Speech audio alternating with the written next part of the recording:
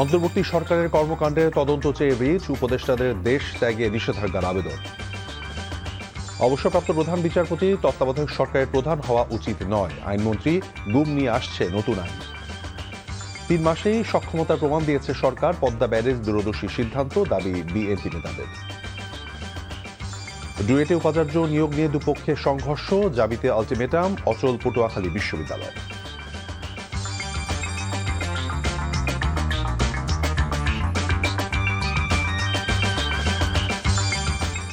আসসালামু আলাইকুম, মির তৌফিক হোসেন স্বাগত জানাচ্ছি এনটিভি রাতের খবরে। ক্রাউন 7 শিরোনাম দেখছিলেন, এবার বলছি পুরো খবর। অন্তর্বর্তী সরকারে জারি করা গুম কমিশন অধ্যাদেশের বেশ কিছু ধারা অপরাধীদের পক্ষে গেছে বলে মনে করেন আইনমন্ত্রী আসাদুজ্জামান। বিকেলে রাজধানীর সিরডা মিলনায়তনে অংশীজন সভায় এমন কথা বলেন মন্ত্রী। এছাড়া তত্ত্বাবধায়ক সরকারে অবসরপ্রাপ্ত বিচারপতিদের অংশ নেয় বিচার বিভাগের উপর নেতিবাচক প্রভাব পড়ে বলেও মনে করেন আইনমন্ত্রী। আরও জানাচ্ছেন ওবায়দুল্লাহ মামুন। 2009 সালের 6 জানুয়ারি থেকে 2024 সাল পর্যন্ত আইনশৃঙ্খলা বাহিনীর হাতে সংঘটিত গুমের ঘটনাগুলোর অনুসন্ধান করতে অধ্যাদেশের মাধ্যমে স্বাধীন কমিশন গঠন করে অন্তর্বর্তীকালীন সরকার। দীর্ঘদিন অনুসন্ধানের পর রিপোর্টও জমা দেয় সেই কমিশন। বর্তমান সরকার ক্ষমতায় এসে মানবাধিকার ও গুম কমিশন অধ্যাদেশ বাতিল করে নতুন আইন করার ঘোষণা দেয়। কমিশন দুটি গঠনে আইনের খসড়া নিয়ে রোববার রাজধানীতে সরকারি, বেসরকারি, আন্তর্জাতিক সংস্থার প্রতিনিধিদের উপস্থিতিতে অংশীজন সভা করে আইন মন্ত্রণালয়। অ্যাটর্নি জেনারেল ছাড়াও গুমের শিকার পরিবারের সদস্যরাও এতে মতামত দেন। ইনস্টিটিউশনাল অ্যাকাউন্টেবিলিটি এইটার জায়গা থেকে আমার মনে হয় এখনকার যে প্রস্তাবনাগুলো, সেগুলো এই যে লুপহোলসগুলো, আমাদের যে ফাংশনালিটি ছিল, এই লুপহোলসগুলোকে অতিক্রম করে আমরা ইনশাআল্লাহ আরো আপনাদের সাথে কথা হবে। এবং এগুলোর আমরা 12-14 বছর ধরে আমার স্বামী গুম হয়ে আছে। আমরা পরিবার বারবার সবসময় মনে করেছি যে হয়তো উনি ফিরে আসবেন। হয়তো এটাও চিন্তা করেছিলাম যে 5 তারিখের পরে হয়তো অন্তত আমরা একটা বিষয়ে আমরা জানবো, ফিরে আসবে বা না আসবে, তার পরিণতি বা তার অবস্থান, যে কোনো একটা কিছু আমরা জানতে পারবো, কিন্তু আসলে আমরা কিছু জানিনি। নিজের বক্তব্যে অন্তর্বর্তী সরকারের অধ্যাদেশ বাতিলের প্রেক্ষাপট তুলে ধরেন আইনমন্ত্রী। সুপ্রিম কোর্টের একজন বিচারপতিকে যেভাবে রিমুভ করা যায়, কিন্তু যেভাবে কি কারণে করা যাবে সেটা সুপ্রিম কোর্টের বিচারপতিদের কোড অফ কন্ডাক্ট আছে, কিন্তু মানবাধিকার কমিশনের চেয়ারম্যানদের কোনো কোড অফ কন্ডাক্ট ছিল না এখানে। ভবিষ্যতে তত্ত্বাবধায়ক সরকার প্রধান হিসেবে অবসরপ্রাপ্ত প্রধান বিচারপতিদের যোগ দেওয়ার বিপক্ষে মত দেন। কোনো চিফ জাস্টিসের কেয়ারটেকার গভর্নমেন্ট হওয়ার দরকার নাই। আপনি প্রধান বিচারপতিকে কেয়ারটেকার গভর্নমেন্টের প্রধান করতে চাবেন, উনি রিটায়ারমেন্টের পরে হিসাব কষা শুরু করবে। আমরা এই জায়গাগুলো রিথিঙ্ক করি। আইন প্রণয়ন বিষয়ে দ্রুত সরকারের অবস্থান পরিষ্কার হবে বলেও জানান মন্ত্রী। Obaidullah Mamun, NTV news, Dhaka. জাতীয় ফুটবল দলের সাবেক অধিনায়ক কায়সার হামিদের মেয়ে অভিনেত্রী ও কন্টেন্ট ক্রিয়েটর কারিনা কায়সারের জানাজা সম্পন্ন হয়েছে। রোববার বাদ মাগরিব বনানী ডিওএইচএস মাঠে জানাজায় অংশ নেন মরহুমার পরিবার, আত্মীয় স্বজন, বন্ধু বান্ধব ও শুভানুধ্যায়ীরা। এনসিপির আহ্বায়ক নাহিদ ইসলাম সহ রাজনৈতিক ও সামাজিক নেতারাও এতে অংশ নেন। জানাজার পূর্বে তার বাবা সকলের কাছে দোয়ার আবেদন করেন। জানাজা শেষে কারিনার চিকিৎসা নিয়ে অভিযোগ তুলে বাবা কায়সার হামিদ বলেছেন, হেপাটাইটিসের চিকিৎসা নেই জেনেও হাসপাতাল কর্তৃপক্ষ সময়ক্ষেপণ করেছে। আগে জানালে কারিনার লিভার প্রতিস্থাপন করা যেত বলেও মন্তব্য করেন তিনি। পরে কেন্দ্রীয় শহীদ মিনারে আরেক দফা জানাজা অনুষ্ঠিত হয় জুলাই যোদ্ধা কারিনা কায়সারের।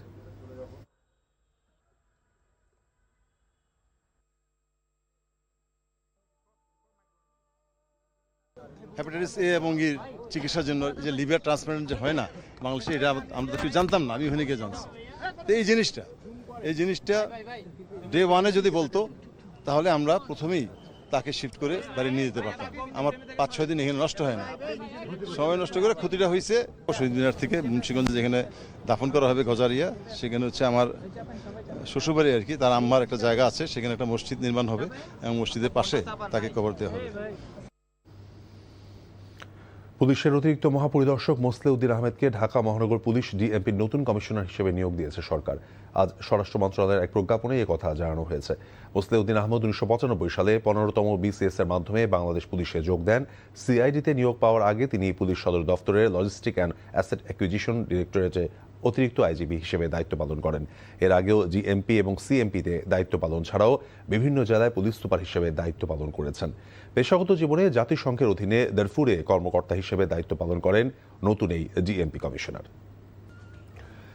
সৌদি আরবে জিল হজ মাসে চাঁদ দেখা গেছে। পবিত্র আরাফার দিন আগামী ২৬ মে, দেশটিতে পবিত্র ঈদ উল আজহা উদযাপিত হবে আগামী ২৭ মে।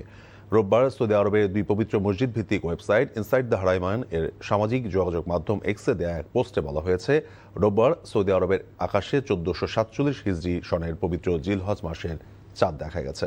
এর ফলে সোমবার থেকেই বরকতময় জিল হজ মাস শুরু হবে এবং আগামী ২৭ মে দেশটিতে পবিত্র ঈদ উল আজহা উদযাপিত হবে। প্রযুক্তি শুধু ব্যবহার নয়, উৎপাদন এবং বিপণনে হাব হতে চায় বাংলাদেশ, জানিয়েছেন ডাক ও টেলিযোগাযোগ তথ্য প্রযুক্তি মন্ত্রী ফকির মাহবুব আনাম। রোববার রাজধানী বিটিআরসি ভবনে আয়োজিত বিশ্ব টেলিযোগাযোগ এবং তথ্য সংঘ দিবসের আয়োজনে তিনি কথা বলেন আগামী ৫ বছরে আইসিটি এবং টেলিযোগাযোগ খাতে ১০ লাখ কর্মসংস্থান সৃষ্টি করতে চায় এ সরকার। এজন্য দেশি বিদেশি বিনিয়োগ, এআই, সেমিকন্ডাক্টর ইন্ডাস্ট্রি নিয়ে ভাবছে এ সরকার। দেশের অধিকাংশ জায়গায় 4G নেটওয়ার্ক পৌঁছালেও সেবার মান উন্নয়ন জরুরি বলে জানিয়েছেন তিনি। এদিকে দুর্যোগকালীন সময় এবং পাহাড়ি এলাকাতে নিরবচ্ছিন্ন নেটওয়ার্ক নিশ্চিতের আহ্বান জানান তিনি। সে সঙ্গে তাগিদ দিয়েছেন ডিজিটাল সার্বভৌমত্ব নিশ্চিতের। জনগণকে সচেতন করা না গেলে ঢাকা শহরকে পরিবর্তন করা সম্ভব নয় বলে মন্তব্য করেছেন ঢাকা দক্ষিণ সিটি কর্পোরেশনের প্রশাসক আব্দুস সালাম। দুপুরে জাতীয় প্রেস ক্লাবে বিএনপি আয়োজিত সমন্বিত পরিবেশ ব্যবস্থাপনা, বন, পরিবেশ, নদী এবং নগরায়ণ শীর্ষক মত বিনিময় সভায় তিনি এমন কথা বলেন। ঢাকা শহরের খাল দখলমুক্ত করে তার রক্ষণাবেক্ষণের পাশাপাশি বর্ষা মৌসুমে রাস্তা কাটার ব্যাপারে সমন্বিত উদ্যোগ নেওয়ার কথা জানান প্রশাসক। বিরোধী দল সরকারকে সহযোগিতা না করে অনর্থক সমালোচনা করছে বলে অভিযোগ করেন আব্দুস সালাম। কক্সবাজারের সেন্ট মার্টিনের দক্ষিণ পশ্চিম সংলগ্ন সমুদ্র এলাকায় অভিযান চালিয়ে ২৪০০ বস্তা সিমেন্ট, ৩টি ফিশিং বোট সহ ৩৩ জন পাচারকারীকে আটক করেছে যৌথ বাহিনী। বিকেলে টেকনাফ শাহপরিদ্বীপের জেটি ঘাটে সংবাদ সম্মেলনে তথ্য জানান কোস্টগার্ড স্টেশন কমান্ডার লেফটেন্যান্ট মুত্তাকিন সিদ্দিকী। আটক ব্যক্তিরা হাতিয়া এবং সন্দ্বীপের বিভিন্ন এলাকা থেকে সিমেন্ট সংগ্রহ করে শুল্ক ফাঁকি দিয়ে মিয়ানমারের নিষিদ্ধ গোষ্ঠীর কাছে তা পাচার করছিল। প্রাথমিক জিজ্ঞাসাবাদে পাচারের বিষয়টি নিশ্চিত হওয়া গেছে বলে জানিয়েছে কর্তৃপক্ষ। এই ঘটনার মূল হোতাদের শনাক্ত এবং গ্রেফতারে গোয়েন্দা তৎপরতা জোরদার করা হয়েছে।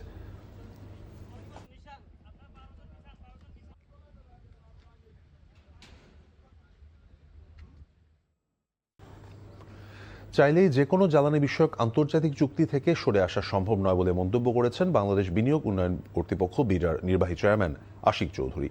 বিকেলে ইঞ্জিনিয়ার্স ইনস্টিটিউশন বাংলাদেশ আইইবির ৭৮তম প্রতিষ্ঠাবার্ষিকী উপলক্ষে জ্বালানি বিষয়ক এক সেমিনারে একথা বলেন তিনি। বলেন, জ্বালানি সংকট সমাধান না হলে তার সার্বিক অর্থনীতিতে প্রভাব ফেলবে। সৌরবিদ্যুতের ব্যবহার বাড়ানো সহ জ্বালানি সংকট মোকাবেলায় সরকার নানান উদ্যোগ নিচ্ছে বলেও জানান তিনি। সেমিনারে মূল প্রবন্ধ উপস্থাপন করেছেন এমিরেটস প্রফেসর এম রেজওয়ান খান।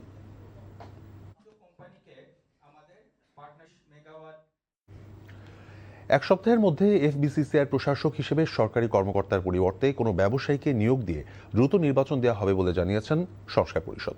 এদিকে প্রশাসক আব্দুর রহিমকে অপসারণের দাবিতে রাজধানীর মতিঝিলে পূর্ব ঘোষিত কর্মসূচি বাতিল করা হয়। ব্যবসায়ী নেতারা বলেছেন, রোববার সংস্কার পরিষদের দাবির সঙ্গে বর্তমান প্রশাসক একমত হলে পূর্ব নির্ধারিত কর্মসূচি বাতিল করা হয়। পরে সংবাদ সম্মেলনে তারা জানান, বাণিজ্য সংগঠনের বিধিমালা ২০২৫ অনুযায়ী যে সকল ধারা পরিবর্তন আনা হবে তার সংস্কার পরিষদের সঙ্গে আলোচনা করতে হবে। এ সময় সংস্কার পরিষদের সদস্য সচিব জাকির হোসেন সহ অন্যরা উপস্থিত ছিলেন। আগামী জুনে বাংলাদেশ সফরে আসছে অস্ট্রেলিয়া। সফরে ৩টি ওয়ানডে এবং ৩টি টি-20 ম্যাচ খেলবে দুই দল। বিসিবির সূচি অনুযায়ী ওয়ানডে সিরিজের সব ম্যাচ অনুষ্ঠিত হবে ঢাকার শেরেবাংলা জাতীয় ক্রিকেট স্টেডিয়ামে, আর টি-20 সিরিজ গড়াবে চট্টগ্রামের বীরশ্রেষ্ঠ শহীদ flight lieutenant Motiur Rahman cricket স্টেডিয়ামে। সূচি অনুযায়ী ৯ জুন শুরু হবে সিরিজের প্রথম ওয়ানডে, দ্বিতীয় এবং তৃতীয় ওয়ানডে অনুষ্ঠিত হবে যথাক্রমে ১১ এবং ১৪ জুন। ওয়ানডে সিরিজ শেষে ১৫ জুন চট্টগ্রামে যাবে দুই দল, সেখানে ১৭ জুন শুরু হবে টি-20 সিরিজ। সূচিতে ম্যাচের ফাঁকে রাখা হয়েছে অনুশীলন এবং বিশ্রামের দিনও। সফর শেষে ২২ জুন বাংলাদেশ ছাড়বে অস্ট্রেলিয়া দল। ফুটবল জমকালো আয়োজনে ৯০ বছর পূর্তি উদযাপন করতে চায় দেশের অন্যতম ঐতিহ্যবাহী ক্লাব মোহামেডান স্পোর্টিং ক্লাব। নতুন পরিচালনা পর্ষদের প্রথম সভা শেষে কথা জানান ক্লাবটির সভাপতি বরকতুল্লাহ বুলু। এছাড়াও আরও বেশ কয়েকটি সিদ্ধান্ত নেওয়া হয়েছে বলে জানান তিনি। আগামী আসরে ফুটবল, হকি এবং ক্রিকেটে শক্তিশালী দল গঠনের পাশাপাশি ইউরোপের আদলে ফ্যান ক্লাব তৈরি করতে চায় মোহামেডান। সাভারের 25 একর জায়গা স্থাপনা তৈরি সহ নিজেদের আয়ের ব্যবস্থা করতে চায় এই ক্লাবটি। দেশে বিভিন্ন জেলায় থাকা মোহামেডান ক্লাবের কমিটি নিয়েও কাজ হবে। তবে ক্লাবের নামে বা সমর্থক হিসেবে লোগো ব্যবহারের ক্ষেত্রে মোহামেডানের অনুমতি নেওয়া বাধ্যতামূলক করা হয়েছে পরিচালনা পর্ষদের প্রথম সভায়। দেশের দ্রুততম মানবের খেতাব নিজের দখলেই রাখলেন ইমরানুর রহমান। অন্যদিকে গত আসরের ধাক্কা সামলে মেয়েদের ট্র্যাকে নিজের হারানো মুকুট পুনরুদ্ধার করেছেন শিরিন আক্তার। জাতীয় স্টেডিয়ামে শুরু হওয়া 49তম জাতীয় অ্যাথলেটিক্সের প্রথম দিনে 100 মিটার স্প্রিন্টে নিজ নিজ ইভেন্টে শ্রেষ্ঠত্ব প্রমাণ করেন এই দুই তারকা। মমিনুর রিপনের রিপোর্ট।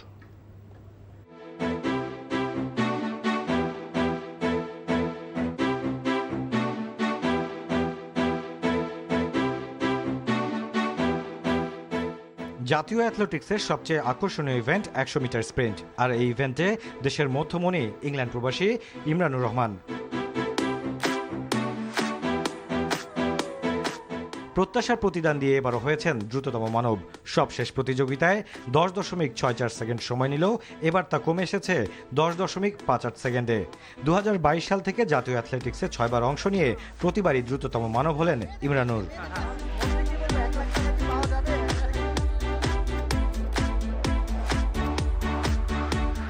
এদিকে গত আসরে হারানো মুকুট এবার পুনরুদ্ধার করলেন শিরিন আক্তার।